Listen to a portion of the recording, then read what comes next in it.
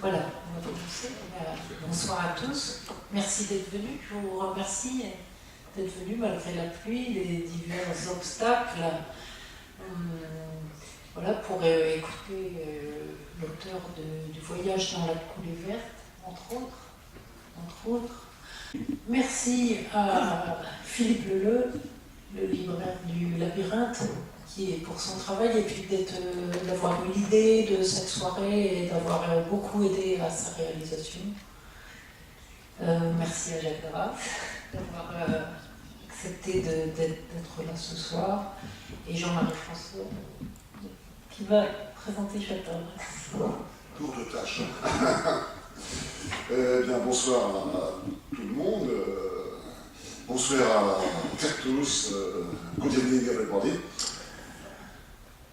Lorsque Anne Bourguin m'a appelé pour me demander de présenter, je vais être bref, je vous rassure, de présenter Jacques Darras lors de sa conférence de ce soir sur la Picardie, j'ai senti les gants qui taranouettent comme des solovins. J'ai senti ma chère qui putrait dans le poétran comme un chaumogneux frayeux que sa voiture de Sbranc. My legs started to shake, and I felt my heart beat a little harder, faster. Traduction, ça m'a fait quelque chose. Car en effet, avec Jacques Darras, depuis des décennies, maintenant un nombre de décennies certains, nos chemins se croisent régulièrement. D'abord grâce à l'anglais, il fut mon professeur, puis mon directeur de recherche à l'Université de Picardie, et c'est lui qui me fit comprendre qu'au-delà de l'étude de la langue pour la langue, l'important, c'est la littérature, c'est l'histoire, la culture prise dans un sens universel, qui font de nous ce que nous sommes, et que pour comprendre aujourd'hui, pour pouvoir scruter sereinement l'horizon, il faut savoir s'appuyer solidement sur ses racines. Et puis nous nous sommes également rencontrés grâce au Picard, car cet universitaire, cet érudit, cet intellectuel, au sens noble du terme, a bien sûr senti l'importance de la langue picarde, de la littérature picarde dans l'appréhension du terme Picardie. Lui qui fut à l'origine, et on remercie encore, de cet ouvrage de référence qu'est La forêt invisible, au nord de la littérature française, le Picard. Et donc, c'est avec honneur et bonheur que pour parler et débattre de la Picardie ce soir, je vais laisser la parole à un homme de culture et de réflexion, un écrivain, un poète, dont la langue, dont les mots ne sont pas de vent, ne sont jamais vains, dont les mots pesés pèsent, un esprit éclairant, en résumé un honnête homme, au sens où on l'entendait au XVIe siècle. Ladies and gentlemen, I give you Mr. and Master Jacques Darras.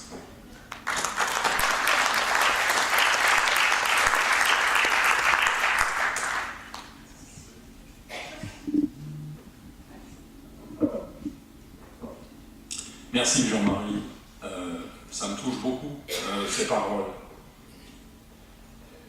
Oui, le XVIe siècle, c'est le siècle de la Renaissance, et finalement, je me sens beaucoup d'affinité, certes, avec le Moyen-Âge, mais aussi avec la Renaissance, de la façon dont les intellectuels, les humanistes, parmi lesquels beaucoup d'humanistes picards, très injustement oubliés, laissés dans l'ombre par les histoires de littérature, les histoires de la littérature, alors que ces intellectuels vont donner naissance au plus célèbre d'entre eux, finalement, à savoir Calvin, Jean Calvin, qui va rayonner de façon extrêmement dure et pas simplement brillante.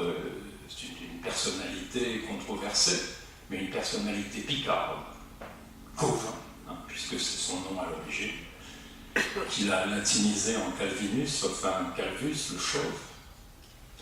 Et donc Calvin va être celui qui hérite du travail de Lefebvre d'Étaples, de Simon Colline, de Vatable, le premier hébraïsant à occuper une chaire au Collège de France, créé par François Ier, François Ier, j'ai bien dit, et Vatable qui a sa rue, là, du côté de Saint-Achel. Et ces intellectuels-là, ces remueurs d'idées, ce sont des gens qui vont éclairer, qui vont donner la première, finalement le XVIe siècle, c'est le premier siècle des Lumières, avant le XVIIIe auquel nous nous référons toujours parce que très souvent nous faisons une coupure dans l'histoire de France et dans notre propre esprit avec la Révolution. La Révolution est toujours notre référence suprême et première, et c'est déjà un effort de l'intelligence souvent de passer au-delà et d'aller donner la main, prendre la lumière des gens du XVIe siècle. Quant à ceux du XIIe et du XIIIe siècle, alors là, il faut faire un effort d'imagination considérable. Je suis très heureux de vous voir aussi nombreux dans cette salle, et je me dis que sans doute le sujet vous intéresse, et vous avez bien raison. Et vous avez bien raison. J'ai beaucoup d'amis dans cette salle, beaucoup de connaissances, et leur présence me donne chaud au cœur, me réconforte véritablement. Je les remercie d'être ici, d'être présent. Alors, je vais vous parler pendant 35 minutes, un texte écrit, mais que je vais lire avec investissement, si je puis dire. Et puis, au bout de ces 35-40 minutes, je vous donnerai la parole et vous poserez des questions, vous me poserez des questions, mais vous vous poserez également des questions. Et j'espère que ce débat que je pose ce soir est un débat qui aura des suites, non seulement dans vos esprits, dans vos réflexions, mais éventuellement dans la société, car bien évidemment, il y a des problèmes beaucoup plus graves, il y a des enjeux beaucoup plus important que celui dont nous débattons ce soir. Après tout, c'est un débat de luxe, d'une certaine façon. S'occuper d'une réforme territoriale, ça n'est certainement pas donné à toutes les sociétés dans le monde entier à l'heure actuelle. Il y a des sociétés qui aimeraient beaucoup avoir ce genre de débat. Et donc, nous n'oublions pas, relativisons, mais traitons-le sérieusement cependant. J'espère vous donner des arguments qui vous permettront de le considérer avec encore plus d'acuité que, j'en suis sûr, vous avez déjà dans votre propre esprit. Un petit préambule pour commencer. Vous connaissez mon goût pour les plages de la Manche, la baie de Somme et surtout la mer, dont j'ai fait ma confidente. J'y reviens toujours, j'y reviendrai tout à l'heure à la fin de ma déambulation. J'ai la passion de cette terre qui m'a vu naître, accidentellement comme nous tous, chacun son accident. Moi, j'ai voulu transformer cet accident en nécessité par la poésie, plutôt que par la politique. J'aurais pu être homme politique, je crois. Mais l'homme politique doit forcément circonscrire ses ambitions, les simplifier, s'y tenir, s'en dévier jusqu'au paradoxe, voire jusqu'à la trahison parfois. Le poète, tout l'inverse. Le poète infinitise ses limites, les dépasse, les déplace, les transgresse par l'écriture, qui est une migration permanente de soi avec soi. La Picardie, j'en ai fait ma terre d'émigration sédentaire, pour ainsi dire. Je suis un paradoxe vivant, difficile à suivre pour cette raison, mais je m'y retrouve très bien. Et je vais essayer, avant de revenir aux vagues de la mer, de clarifier avec vous la question picarde. Nous n'avions pas bien lu le programme de M. Hollande. Moi pas, en tout cas. Engagement 54, sur 60, rappelons-le. J'engagerai une nouvelle étape de la décentralisation en associant les élus locaux. Vous remarquez comme moi qu'il n'est pas question ici de réforme territoriale, encore moins de fusion des régions.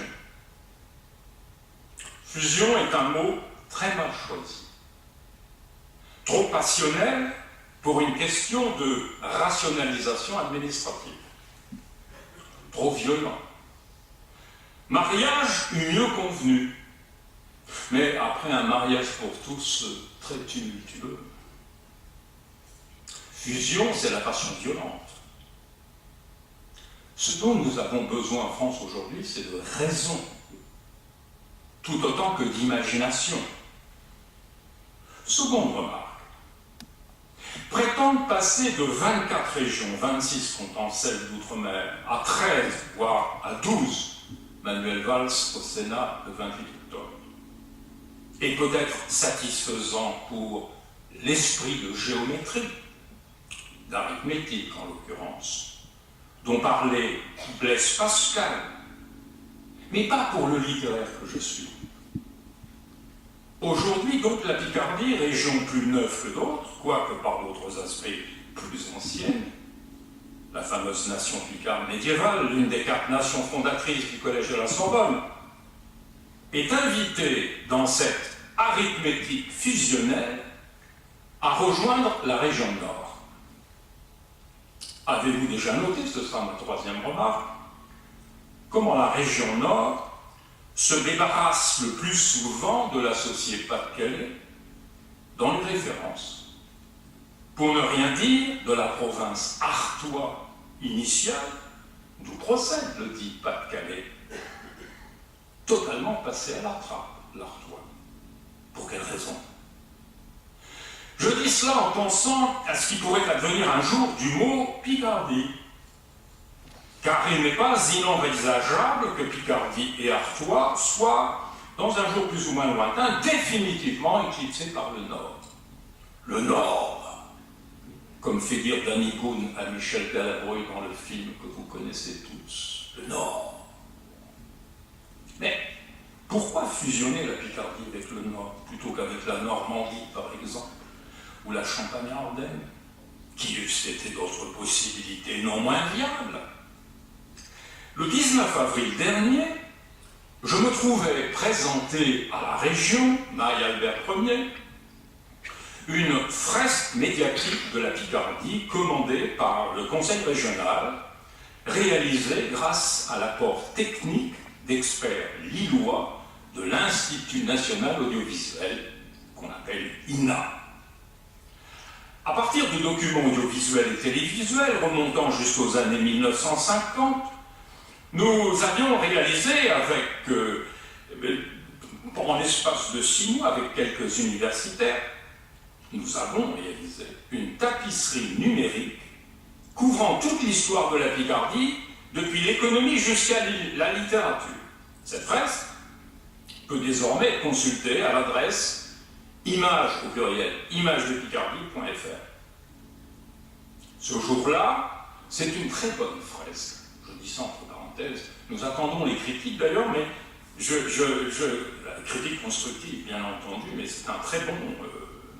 c'est la première de son histoire, avec des documents qui sont plus ou moins valables que documents de télévision, certains excellents, effectivement, et qui couvrent vraiment l'ensemble de l'histoire de la région. Ce jour-là, nous n'attendions plus que le président du conseil régional pour inaugurer la fresque.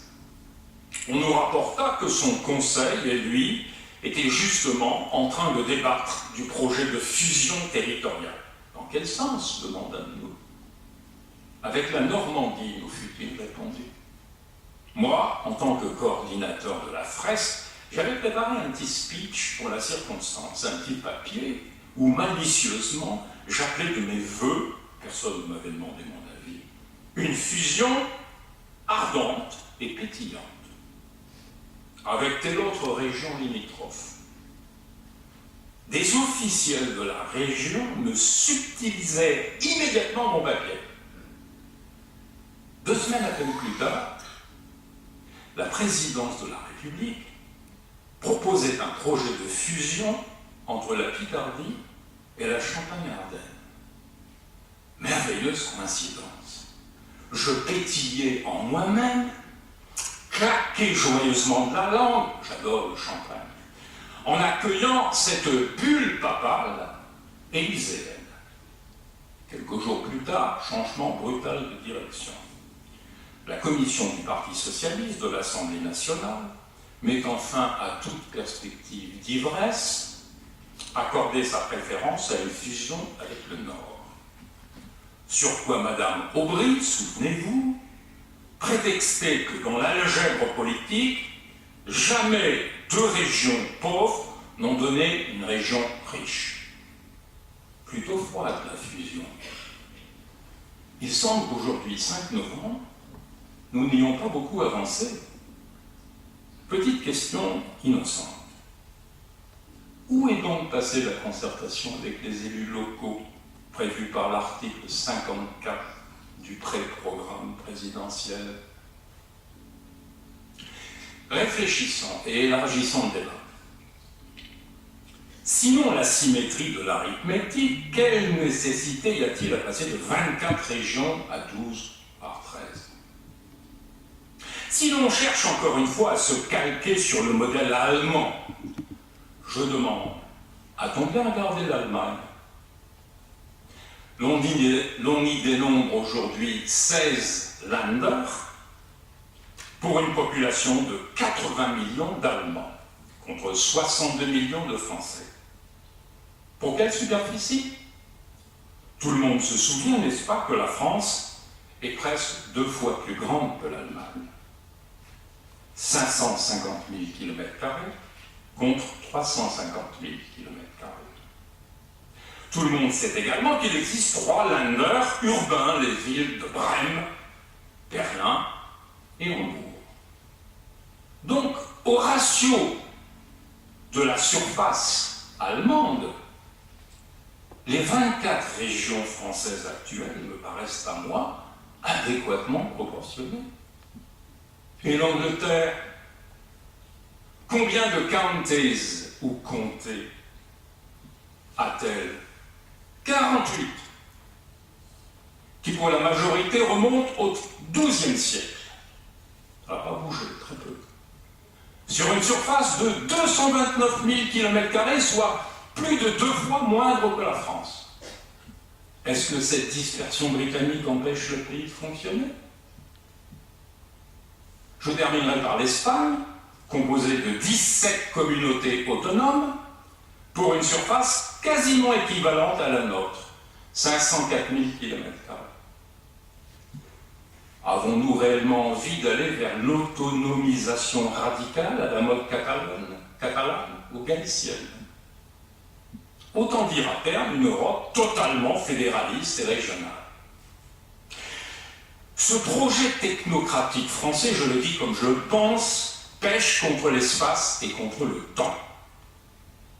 Il ne tient par exemple pas compte de la géographie hexagonale façonnée au cours des siècles par nos craintes successives de l'envahisseur anglais, du bourguignon, de l'espagnol, des Pays-Bas, puis des Allemands, qui nous ont fait excentrer nos capitales provinciales aux marches de l'hexagone, comme autant de citadelles gardant nos frontières, et grainons rapidement les noms.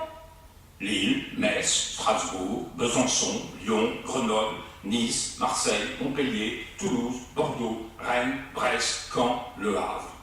Ou si vous préférez, donnons-nous rendez-vous, place de la Concorde, à Paris, pour admirer les statues représentant nos grandes villes, circulairement disposés autour de l'obélisque axial.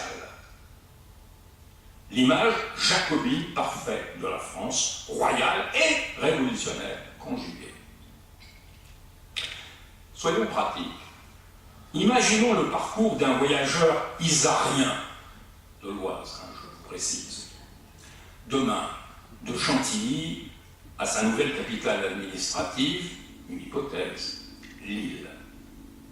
Soit 180 km et 2 heures de route. Référence MAPI. Comment, dans ces conditions, empêcherez-vous à terme le département Oise de se tourner vers la région Île-de-France? Juste quant à moi, conditionnel passé, deuxième format, marque de l'irréel, plutôt préconiser une étape intermédiaire de la réforme, à savoir ne plus faire qu'une seule collectivité unique, département et région, sans altérer le périmètre actuel, pour mieux les harmoniser de l'intérieur, les régions, c'est-à-dire faciliter une véritable prise de conscience régionale.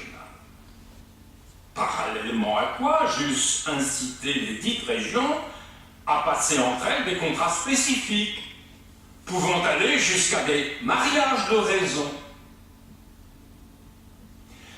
Mais avant d'ouvrir d'ici quelques minutes le débat entre nous, permettez-moi une petite respiration d'amitié. Je veux à ce stade remercier l'excellent et généreux libraire amiénois Philippe Leleu, ainsi que ma collègue centuloise, si j'ai bonne mémoire, Anne Bourguin, de m'avoir invité ce soir. Ils savent que je suis un Picard passionné, non fusionnel.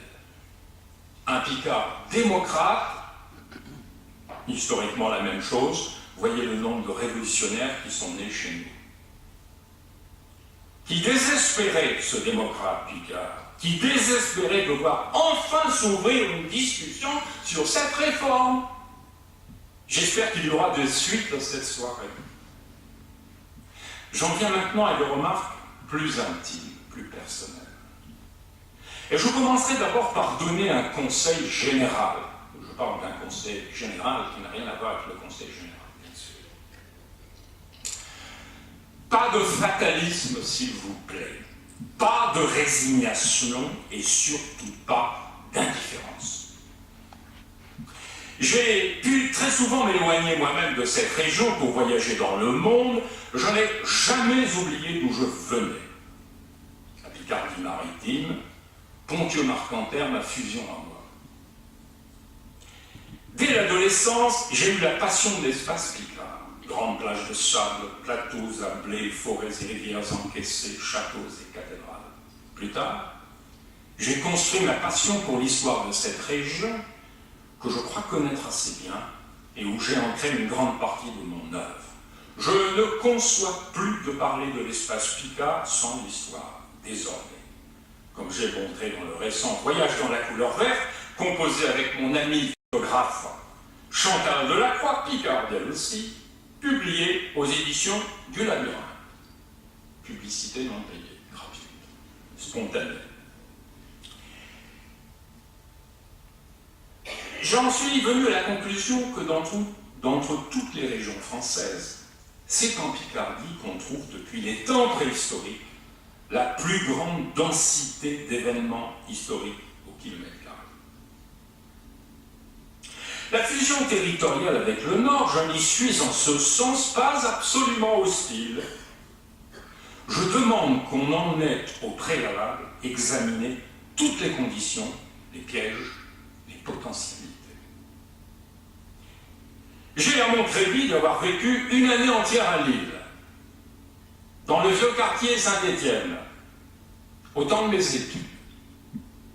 Je venais d'être admis à la rue d'Ulm à Paris, mais je voulus différer mon intégration parisienne d'une année pour mieux m'imprégner du Nord flamand, avant de rejoindre la capitale. Plus tard, dans les années 1990, j'ai habité 3 années à Calais, alors privé de ses migrants. Les fenêtres de mon appartement donnaient sur la Manche et les falaises de Douvres par ciel clair. Toujours dans ces mêmes années, je créai à Lille avec Michel Marc, journaliste à La Voix du Nord, et Jean Calins, le grand libraire sympathique du Furet du Nord, un prix de littérature que nous décernions au splendide restaurant de l'Huîtrière, qui a perdu une étoile. Maritime jusqu'au bout, j'aime Blanay, Griné, Ouessant, Dunkerque, Boulogne, jusqu'aux plages belges de La Panne et Saint-Hildeswald.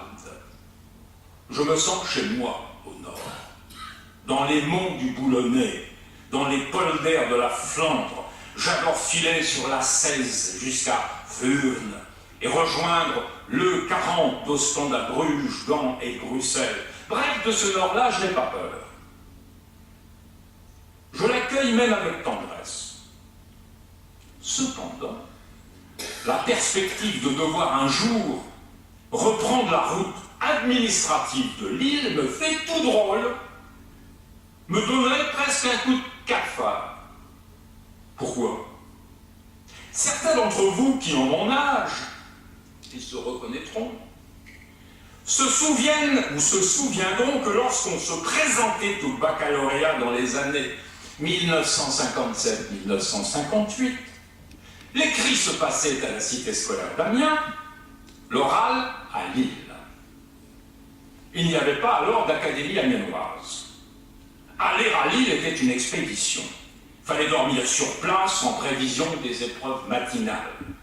Dans mon cas, mon père avait fort heureusement conservé un camarade de captivité, ingénieur dans les filatures de Roubaix, qui nous hébergea. Je me souviens de notre attente dans les couloirs de la faculté Auguste Angelier. Petite parenthèse, j'ignorais alors que ce monsieur avait été le premier grand professeur de littérature anglaise à l'université de Lille. Les résultats des oraux au bac étaient ensuite diffusés sur Radio Lille toute une après-midi. Nous gardions l'oreille collée au poste, suivant l'interminable énumération des noms et des séries. Je m'appelle Jacques Darras, peut-on rêver mieux pour une fusion avec le Nord? J'aime Arras, j'ai maintes fois écrit sur les 2 merveilleuses places médiévales. Seulement, des Jacques Darras, il y en a des quantités en Picardie. Cet après-midi-là, sur Radio Lille, il n'y eut qu'un seul Jacques Darras d'élu. Oui, mais lequel? L'autre, il y avait un autre. Ève à la Providence se sentait tellement légitime dans son arrogante supériorité sur son méprisable petit homonyme abbevillois qu'il mit du temps à se rendre à l'évidence. Cette victoire anecdotique mais décisive pour Schmarister me conduisit vers les classes supérieures à Paris, où, pour mes camarades corréziens, algérois, corses ou bretons, je fus, à mon grand étonnement, d'emblée, le Picard. C'est à Paris que j'ai pris conscience de ma picardité, ou dit-tu.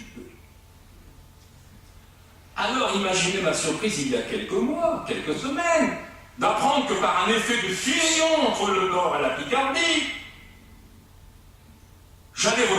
nous allions revenir en 2015 à la situation de 1957, 60 ans en arrière. Une boucle se bouclait sur elle-même. Tu auras donc travaillé pour rien, me fis-je la réflexion. Avons-nous, vous et moi, travaillé pour rien? Je pense sincèrement que non. Ce que nous avons accompli ensemble dans ces 60 dernières années, ce que nous avons fait émerger, c'est une incarnation de la Picardie. Avant la régionalisation, il n'y avait pas d'identité picarde pour les Picards eux-mêmes, hormis quelques érudits locaux, quelques antiquaires, comme on les appelait alors. Voilà ce que nous avons fait dans ces 60 années. Fabriquer une identité picarde. à plusieurs, avec plus ou moins de bonheur et de réussite. Quand je suis revenu à Amiens en octobre 1969 pour prendre mon poste d'assistant, l'université de Picardie était toute neuve. Je donnais quelques-uns de mes premiers cours ici même, salle de Wailly, dans cet amphithéâtre qui a changé de scène. Créée 5 ans plus tôt, 1964, l'Académie d'Amiens, 1964, l'Académie d'Amiens avait cessé de dépendre de celle de Lille, centenaire quant à elle, 1854-1964. Et elle avait été confiée à mon compatriote villois, le poète et recteur Robert Mallet. Par les décrets successifs de 1972 et les lois Defferre 1983, la France se réorganisait en régions. Je débarquai à Amiens en septembre 1969, alors que le décret créant l'université ne fut pris qu'en novembre. J'emménageais avec ma famille dans de modestes maisons en briques jaunes, dites anglaises, au sud-est d'Amiens, où nous vécûmes 10 ans dans un chantier. Tout Amiens était alors en chantier. Zone industrielle au nord, zone résidentielle et universitaire au sud. L'arrivée d'un nouveau maire à la tête de la municipalité, René Lamps, 1977-1986, anticipa fugitivement les victoires de l'union de la gauche dans le pays. Nous eûmes l'impression fugitive, j'insiste sur cette fugitivité-là, d'un grand élan général. Les initiatives se multipliaient dans tous les domaines, culturels en particulier. Pêle-mêle se créait un festival de cinéma, une revue littéraire, Inuit, un journal indépendant, Nuit Blanche. Des plasticiens se réunissaient en groupe, grand. Tous les acteurs s'entraidaient et intervenaient simultanément sur plusieurs fronts. Les forces conjuguées de la Maison de la Culture, créée en 1965, et de l'université, drainant un public de jeunes étudiants picards, assoiffés de films, de musique et de théâtre, et recevant par ailleurs un enseignement dispensé par un corps professoral, à peine plus âgé qu'eux, donnèrent de l'entrain, et j'ose le dire, de la joie à ces années-là. Je souhaite que des historiens se penchent un jour sur cette période, que j'esquisse ici à peine. Ce que je veux dire, vous l'aurez compris, c'est que nous travaillâmes tous alors à donner corps à cette nouvelle idée de la région Picard. Plus tard viendrait la création des antennes universitaires de Beauvais, Saint-Quentin, instituant pour ainsi dire une régionalisation dans la régionalisation. Mais avant elle, la création de l'université de Compiègne, l'UTC, 1972, au rayonnement très vite international. Voyez la rapidité et l'intensité de toutes ces fondations. 10 ans tout au plus. Dans mon propre cas, tant par mon animation de la revue Inuit, lancée en 1977, avec le journaliste du Courrier Picard Pierre Rappeau, dont je salue la mémoire, que par la réalisation de mon œuvre propre, le poème de la Mai, aussi bien que par mon implication dans plusieurs conseils de la ville, CA de la Maison de la Culture, CA de l'université, Assemblée de quartier, etc., etc. Je consacrais toute mon énergie et mon imagination au mouvement général. Nous bâtissions une identité. Nous réveillions une belle endormie, la Picardie. Le rôle des poètes, on s'en apercevra plus tard, fut en ce domaine décisif. Pierre Garnier et son spatialisme avaient le premier posé les chiffres et les codes d'un arpentage abstrait. Quelques années plus tard en aval, Pierre Rivard travaillerait en profondeur l'imaginaire linguistique du Picard, laissant les Vinosans de Chanchon remonétiser une langue plus quotidiennement utilisable. Pour moi, il était impensable et périlleux à terme de dissocier géographie et histoire. Je mis à profit les années 1980 pour explorer la nouvelle région dans tous ses coins et recoins, jusqu'à cette invraisemblable frontière avec la Wallonie, le Hainaut, dont la Belgique, du côté de Saint-Michel dans l'Aisne, et de Chimay. J'eus quelques extases paysagères. fit des découvertes proprement inouïes. Aiguillé et excité par ma quête historique, je cristallisais mon attention autour de la citadelle carolingienne de Laon, lieu d'une grande tradition philosophique et théologique au IXe siècle. J'évoquais à ma mémoire la liberté insolente des trouvères arageois du XIIIe siècle, arpentant avec eux les 2 splendides places d'Arras. Je suivis l'Escaut jusqu'à Tournai, Gand et Anvers, réimaginer les cavalcades lilloises ou brugeoises des ducs de Bourgogne, souverains les plus puissants de tout le Moyen-Âge, dont la descendance informerait l'Empire austro-hongrois jusqu'en 1914 et au-delà. Je les espionnais dans leur camp de vacances sur les rives de la Canche, à Hénin. Je levais la tête vers le plafond du palais ducal de Bruges pour y découvrir les armoiries avilloises. Je fréquentais l'île la plus flamande des villes françaises, dont on réhabilitait alors les façades défigurées par leurs crépis. Bref, je réactivais dans ma mémoire d'écrivain la totalité nord, soulevant et décapant le vernis artificiel de l'histoire hexagonale parisienne, tel que l'enseignement me l'avait légué. 2 ouvrages m'occupèrent alors aux 2 extrémités de la décennie. D'une part, la réalisation d'une anthologie de la littérature picarde, La forêt invisible, 1985, que je faisais commencer aux poètes arageois du XIIIe siècle, jusqu'aux picardisants contemporains, un ouvrage collectif, certes, aidé par la compétence de Jacqueline Picoche, René Debris et Pierre Rivard, mais qui n'eût certainement pas vu le jour, sans ma vision et mon énergie. D'autre part, un roman-poème personnel, Van Eyck et les rivières, dont la mai 1996, où je déambulais autour du chef-d'œuvre de Van Eyck, L'agneau mystique, ce polyptyque en 24 volets qu'on voit à l'église Saint-Bavon à Caen, et qui me permit de soulever sur mon passage toutes les frontières figées entre la France et la Belgique, la Wallonie et la Flandre, dans un grand carnaval joyeux rythmé par les carnavaleux de Binche et Gilles. Est-ce qu'à ma façon, je préparais, à mon insu, une grande réunification du Nord et de la Picardie? Est-ce que je gonflais la Picardie jusqu'à sa dimension mythique, donc irréelle? J'étais une sorte d'expansionniste colonial à ma manière. Mon enthousiasme et mon imagination me transportaient hors de moi-même et partant de la Picardie administrative réelle. Pour une résurrection, c'était une résurrection. Or, me voici platement ramené à terre en ces mornes années du début du XXIe siècle. Du mythe à la réalité, de la poésie au politique. Sans doute attendez-vous de moi que je me prononce en termes plus concrets sur ce que nous devrons faire dans un futur proche. J'y viens. Je voulais d'abord vous faire prendre conscience, à ma manière littéraire, que nous étions des fondateurs, que nous avons posé les fondations sur quoi nous devrons sérieusement nous appuyer, nous poser et nous reposer tout à l'heure si nous voulons résister à une fusion assimilatrice. De toutes mes expéditions automobiles, ferroviaires ou piétonnières dans ces années-là, j'ai rapporté plusieurs certitudes, dont celle majeure qu'il existe une coupure profonde entre le Nord et la Picardie.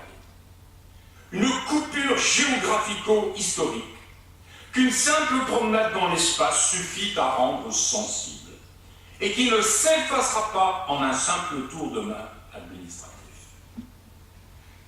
Voyez vous-même quand vous prenez l'autoroute A1 depuis 110 et que vous arrivez à la hauteur de Roye, dont le beffroi en béton armé donne l'avant-goût de ceux de Cambrai et de Valenciennes. Vous allez ensuite traverser un no man's land d'une 50aine de kilomètres environ jusqu'à la hauteur d'Arras. J'emploie l'expression militaire anglaise à dessein, no man's land. C'est sur cette frontière que les troupes anglaises se sont battues en 1916 et ont eu des milliers et des milliers et des milliers de tués. 30 000 pour le seul 1er juillet 1916 à Thiepval. Cette frontière s'appelle la Somme, fleuve difficilement franchissable à cause de ses marais. Cette frontière date de bien avant 1914. Au XVe siècle, elle marque la frontière entre Bourgogne et Capétien, Charles le Téméraire, Louis XI. Plus tard, sous François Ier, elle se voit militarisée contre l'empereur Habsbourg Charles Quint et transformée en gouvernement militaire. Souvenez-vous, François Ier vient à Villers-Cotterêts, l'ancien, pas celui d'aujourd'hui, celui de 1539. Tout cela explique ce grand réseau de casernes jusqu'aux portes du XXe siècle, à Amiens, Soissons, Noyon, Cambrai, pour abriter les régiments d'infanterie, dont le plus célèbre, Picardie, voire le roman de Pierre Macorlan. Sous Henri IV et sous Louis XIII, la frontière sera plusieurs fois franchie par l'ennemi. Quel ennemi? L'Espagnol, qui remporte la victoire de Saint-Quentin, 1557, à l'issue de quoi Philippe II va construire son extraordinaire palais, l'Escorial. Si vous allez voir l'Escorial à Madrid, pensez Saint-Quentin, 1557, c'est pour célébrer la victoire. Qui prend la citadelle, l'Espagnol, d'Amiens, sous Henri IV, 1597. Qui pénètre à Corbie, 1636. 1636, l'année même du Cid, vous imaginez? Je me suis souvent amusé à dire que la Picardie fut longtemps le seul pays au sud de l'Espagne. De la Flandre, devrais-je dire plus réalistement, car au nord, nous avons affaire aux Flamands. Lille est une ville flamande. Me fait bien rire que Danny Boone, le film de Danny Boone, Les Ch'tis, ait été tourné en plein territoire flamand, à Bergue. Il ne faut pas imaginer plus flamand que la ville de Bergue. Avec dans les deux premiers rôles, deux excellents acteurs de pères algériens, s'il vous plaît. Danny Boone et Cadmerade. Et dénote tout simplement l'extraordinaire force d'assimilation de la société au Nord. Entendre parler ch'tis par de jeunes Français arabes aujourd'hui dans le métro de Lille est quelque chose de très réjouissant. La culture du Nord, de la région Nord, recèle en elle une force de tissage et de métissage admirable. Même si le métissage en question fut surtout le produit de l'exploitation douloureuse et périlleuse des mines de charbon. Pour moi, la puissance du Nord réside dans le collectif, le brassage, la bière, des peuples et des cultures, que le génie de quelques cinéastes a su transcrire dans des mythes simples, efficaces et populaires. La ville de Lille a beau se piquer d'avant-garde et d'ouverture aux artistes de la terre entière, comme l'a montré Lille 2004, c'est la braderie qui demeure chaque septembre le principal événement culturel. Des hommes, des frites et des moules. Il y a un plaisir, une jouissance du collectif propre au Nord, qu'on retrouve encore chez les supporters du Football Club de Lens, ou chez les carnavaleux de Dunkerque. Là d'ailleurs est le risque suprême pour la Picardie. L'effet foule. Nous ici en bas, qui sommes majoritairement des ruraux, nous l'avons encore vu aujourd'hui, n'est-ce pas? Et moins nombreux, avons plutôt le sens de l'individu, de l'individualité. Cela explique sans doute que nous produisions depuis toujours des écrivains, beaucoup d'écrivains, énormément d'écrivains d'origine picarde. J'entends bien en faire le recensement un jour et en faire un livre. À l'esprit souvent contestataire, ces écrivains, Jean de La Fontaine, notre drapeau, contre la courtisanerie parisienne. Quoiqu'il y ait eu aussi des académiciens parmi nous, moins bons. Gresset, Voiture, Dorgelès, Daniel Boulanger qui vient de s'éteindre. Répartition par moitié des individualités, des caractères, de mauvais caractères, peut-être, mais des écrivains. Là où le Nord, surtout le Nord contemporain, semble-t-il, favorise la communication de masse par l'image. La forme plus populaire du cinéma. Voyez le Crave régional, devenu Picta Novo, qui cofinance les films de Bruno Dumont, Petit Quinquin, etc. Voir aussi le création audiovisuelle, le studio de création audiovisuelle, le Frénois, Tourcoing depuis 1997.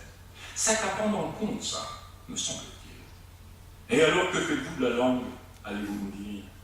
N'avons-nous pas le Picard en commun avec le Nord? Bien sûr, répondrai-je avec une prudence de Normand.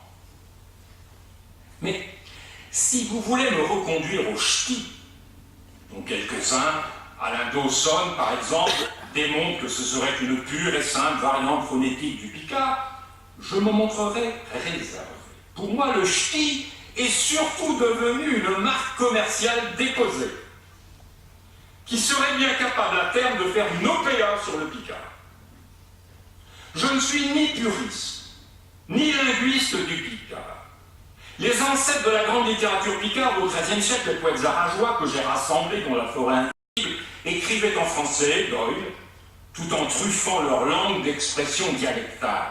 L'orthographe de leurs manuscrits, qu'on appelle la scripta picarde, permet d'en retracer la provenance. On a ainsi pu montrer qu'un conte apparemment méridional, puisqu'il se passe à Orange et à Nîmes, la chante-fable superbe Aucassin et Nicolette, était en vérité picard. Rappelez-vous, ce conte parle d'un mariage entre un jeune chevalier et une jeune sarrasine. Je ne peux pas dire une beurette, mais... Un guide parfait de mariage interethnique avant la lettre. Ce qui fait la faiblesse du Picard contemporain me semble plutôt être le morcellement des lexiques et des graphies. C'est assurément une richesse, cette pluralité, mais c'est du même coup une faiblesse, issue d'un refus ancien d'accéder à l'unité littéraire, toujours ce fameux individualisme. À la différence des Occitans de Toulouse ou Clermont-Ferrand, qui, dès le XIIe siècle, mirent au point une même langue, comprise par tous les poètes troubadours. Le siècle d'après, Dante impose le siculo toscan aux Italiens, qui conservent néanmoins aujourd'hui leur dialecte. J'ai appris quant à moi à ne pas surestimer le pouvoir de la langue dans la culture.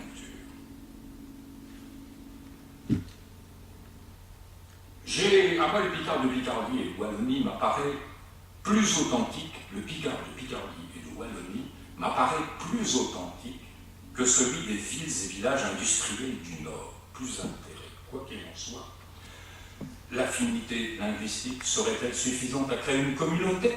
Franchement, j'en doute. Tous mes sondages me portent plutôt, en l'occurrence, à repérer les coupures, les obstacles, les frontières, qui, au fil de l'histoire, ont séparé le Nord de la Picardie, et réciproquement. Aussi bien, j'en viens à des mesures qui, pour moi, sont concrètes, mais qui sont surtout des points de départ. Aussi bien ainsi près nos politiques, ils sont très divisés, nos politiques. Il y a eu une excellente page dans le Courrier Picard, vendredi dernier, le 31, faite par un journaliste que je ne connais pas, mais qui s'appelle Philippe Flukiger, je le félicite pour sa page. Excellente, montrant bien que parmi les sénateurs et les députés, c'est presque 50-50, hein, c'est pas joué comme ça. Est-ce qu'on peut forcer au nom de la démocratie? Il faut être, à mon avis, très prudent. J'ai craint que l'absorption, à terme, très vite, se traduise par l'explosion. C'est de cela que, d'une certaine façon, j'essaie progressivement de nous préserver, de vous préserver. En quelque sorte, que la Picardie disparaisse, soit par explosion, soit par implosion, d'une certaine façon, ou plutôt.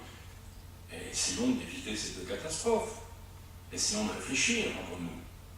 C'est bien de cela, en quelque sorte. Alors d'abord, en premier, j'incite nos politiques à faire une négociation qui nous engagera pour au moins un bon demi-siècle, sinon plus. Et à ne transiger sous aucun prétexte sur les points suivants. Premier point. Veillez à ce que le nom de Picardie continue d'être utilisé sous toutes ses formes juridiques, administratives et médiatiques. Deuxième point. Insistez pour que la capitale administrative de la région nouvelle, à l'instar des capitales fédérales aux États-Unis, ne soit pas nécessairement confondue avec la grande conurbation lilloise.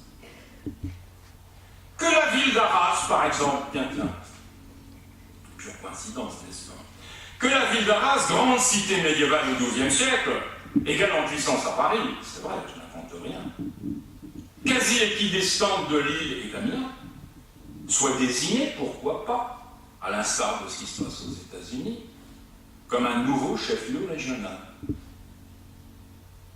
Troisièmement, veiller à ce que le conseil régional soit constitué sur la base d'une péréquation juste entre populations urbaines et rurales, de manière à ne pas déséquilibrer les majorités en faveur des premières, tout en sachant que ce point sera délicat à négocier, quoique des compensations puissent être octroyées aux intercommunalités.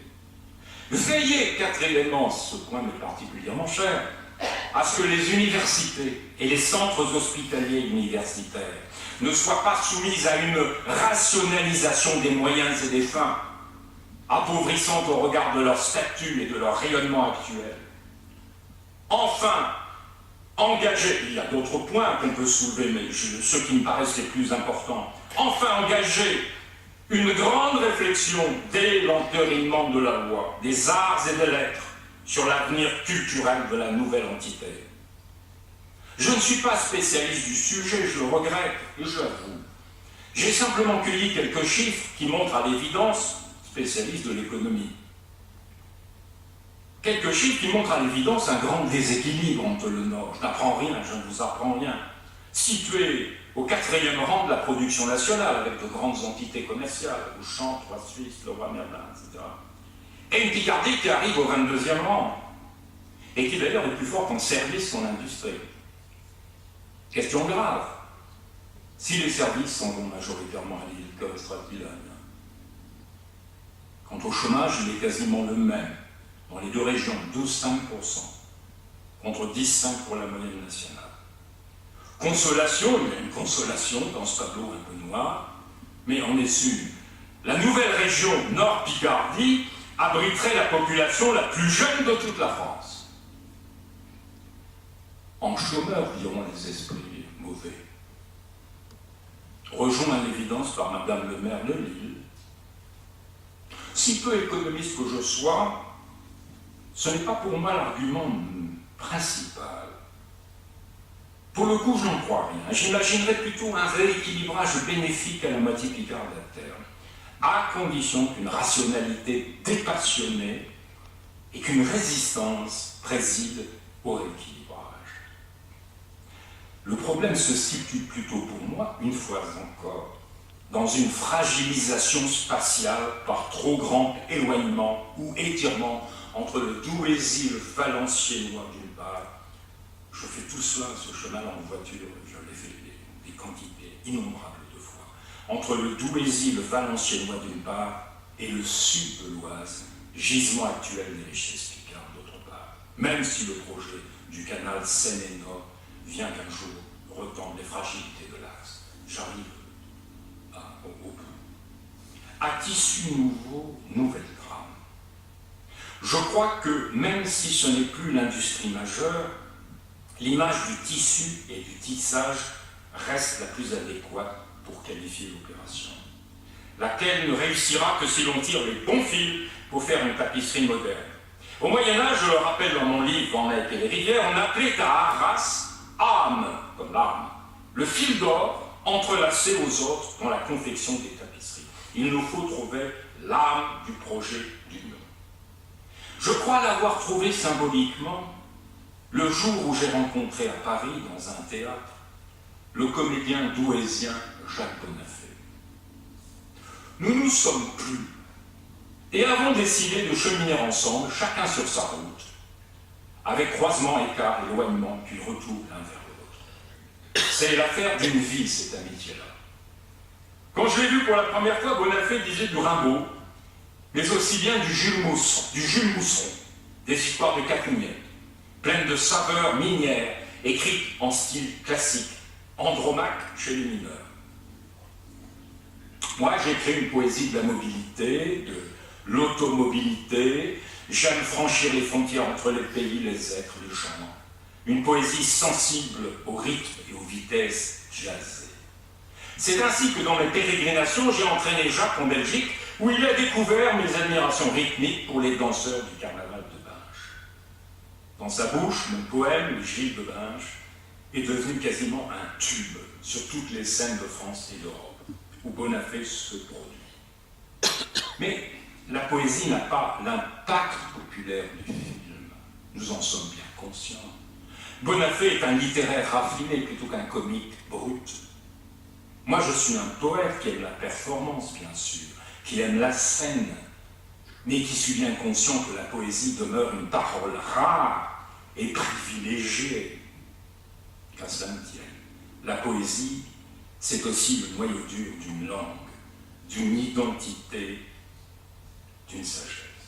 C'est pourquoi je maintiendrai en conclusion que pour moi, la Picardie travaille depuis toujours dans la finesse et dans l'ouverture, qui sont affaires individuelles plutôt que collectives, j'y reviens. Renard, le personnage du roman médiéval, est depuis longtemps le prototype du paysan picard, rusé et ironique, ô comme il est ironique, tel que décrit par son auteur, sans doute un clerc issu de la campagne, lui aussi. J'aime le sourire imperceptible, nostalgique et amusé qui flotte aux lèvres de la rageoie Adam de la Halle, Adam dans le jeu de la feuillée, l'un de mes textes favoris. Ce sens des relativités, donc des relations, devient esprit d'ouverture, voire d'aventure, quand on se rapproche de la façade maritime. C'est pourquoi j'aurais tant admiré Robert Mallet, mon compatriote abevillois. Ode à Robert Mallet. Son sens de l'outre-mer, ses séjours à Madagascar, ses vols autour du monde pour défendre une vision pacifique et pacifiste des relations internationales. Son esprit créateur et fondateur jusque dans sa propre Picardie, l'université. Il y a la terre et il y a la mer en Picardie, en effet. Dans mon parcours nordique, j'ai toujours voyagé dans le sens de la longitude passant de la baie de Somme, mon habitat naturel, le long de plage de sable de Quin et du Touquet, puis au rocher l'Audrecel, au site des Deux Caps, avant d'arpenter les bassins de Dunkerque, au milieu des cargos chinoises ou panaméens. J'ai, par ma profession d'angliciste, traversé la Manche plus d'une bonne centaine de fois.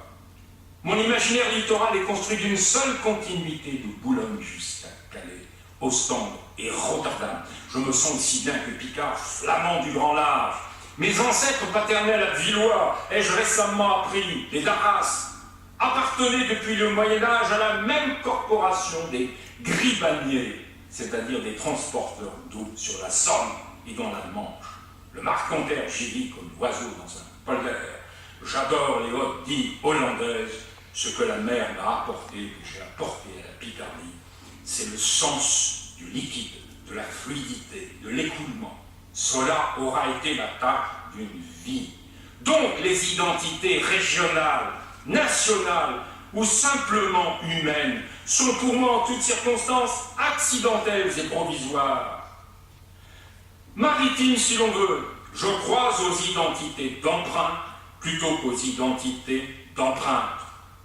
Je comprends que nos compatriotes soient aujourd'hui déboussolés, déracinés par la mondialisation, qu'ils recherchent la sécurité de l'Hexagone. Je le comprends bien, nous le comprenons bien. Mais n'est-ce pas d'abord parce que le grand brassage des peuples et des croyances auxquelles est soumise l'humanité n'a en aucune façon été préparé par une révolution intellectuelle, voire spirituelle correspondante? Voyez comme les religions se crispent, s'intégralisent, se radicalisent, se satanisent tout à coup, choisissant l'issue incertaine de la mort plutôt que l'ouverture à autrui. Curieusement, nous refusons toute idée de nomadisation dans nos vies, sauf pour les vacances. Invraisemblable chemin qu'il nous reste à faire vers l'autre, notre semblable, une affaire de siècles, de millénaires peut-être. Cette petite lucarne frontalière picarde, d'où l'on aperçoit par beau temps l'île Angleterre, d'où l'on voyage par l'imagination vers les ports d'Anvers, Rotterdam et Hambourg. J'aurais pour moi essayé de la maintenir ouverte et de l'élargir à la dimension d'un nouveau seuil